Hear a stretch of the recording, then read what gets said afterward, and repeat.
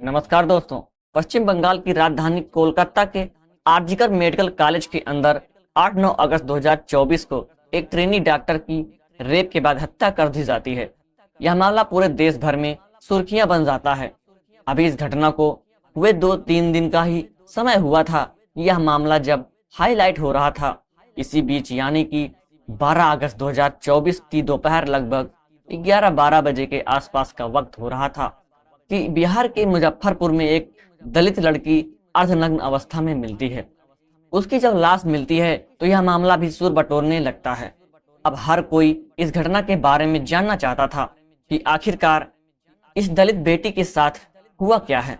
अखबारों ने और टेलीविजन और सोशल मीडिया पर आशंका व्यक्त की जा रही थी कि इस लड़की का सामूहिक बलात्कार किया गया है।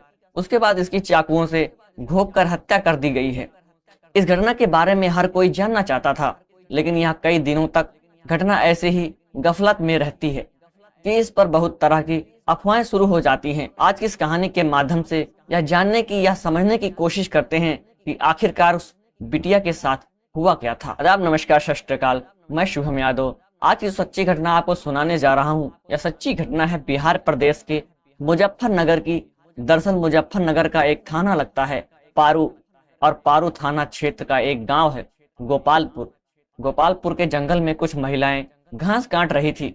घास काटते काटते एक महिला की नजर पहुंचती है कि कुछ बाल पड़े हुए थे, साथ ही वहां पर ब्लड पड़ा हुआ था, अलग अलग खून के धब्बे। जैसे ही उस महिला ने उस ब्लड का उन बालों का पीछा किया, वह जैसे जैसे जा रही थी वैसे वैसे पता चलता है कि पास में ही एक पोखरा था। पोखरा में एक लाश थी, लगभग 14-15 साल की एक लड़की की।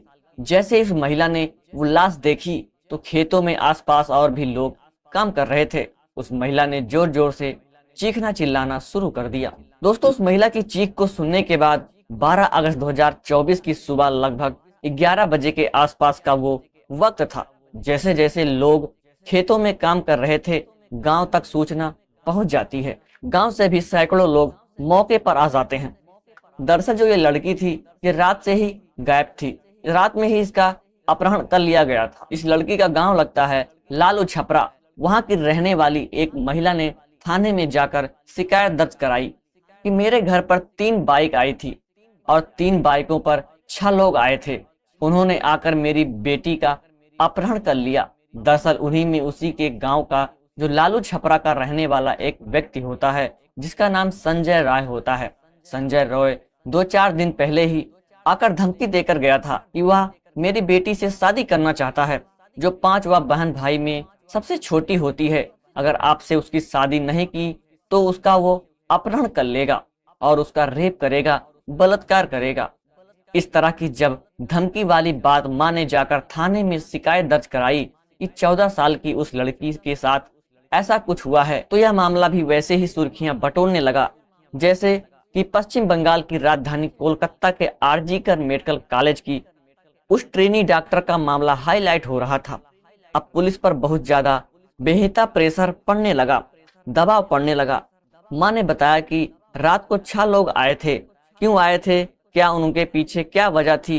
अब पुलिस ने उनका तलाश करना शुरू कर दिया तो पता चलता है कि जो संजय रॉय है वो भागा हुआ है, फरार है। पुलिस ने उसकी गिरफ्तारी के लिए छापेमारी करना शुरू कर दिया।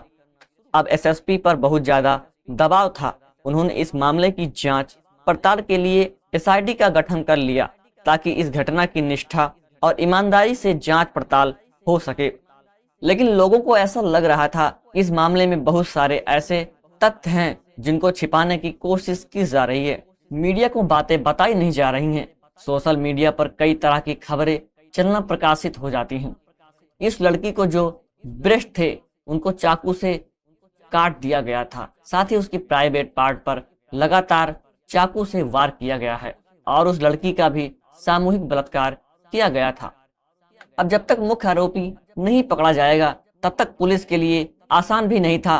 पुलिस ने सारे दांव पेच जो थे अपने लगाने शुरू कर दिए, लेकिन मुख्य आरोपी संजय रॉय लगातार फरार चल रहा था। इसलिए पुलिस कोर्ट का सहारा लेती है और वहां से एक सामान जारी करती है कि 17 अगस्त 2024 की दोपहर 12 बजे यदि संजय रॉय ने अपने आत्मसमर्पण नहीं किया तो उसके बाद फिर इसके घर पर बुलडोजर चलाया जाएगा। संभवत है शायद बिहार प्रदेश में यह ऐसी पहली घटना है जहां पर तुरंत बुलडोजर की कार्रवाई होती है। जैसे कि उत्तर प्रदेश में योगी आदित्यनाथ का बुलडोजर चलने लगता है।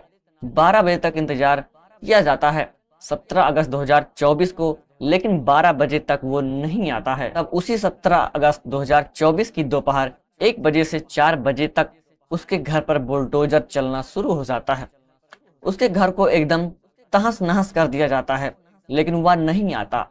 अब सोशल मीडिया पर ये एक पोस्ट वायरल हो जाती है कि 18 अगस्त 2024 को उस पोस्ट में लिखा था, आ रहा हूं। दोस्तों, इस केस में आगे क्या हुआ था हम आपको नेक्स्ट पार्ट में बताएंगे। अगर अभी तक आपने इस वीडियो को लाइक नहीं किया है और चैनल को सब्सक्राइब नहीं किया है तो जल्दी से इस वीडियो को लाइक करके चैनल को सब्सक्राइब कर लीजिए। मिलते हैं नेक्स्ट पार्ट में, तब तक के लिए धन्यवाद।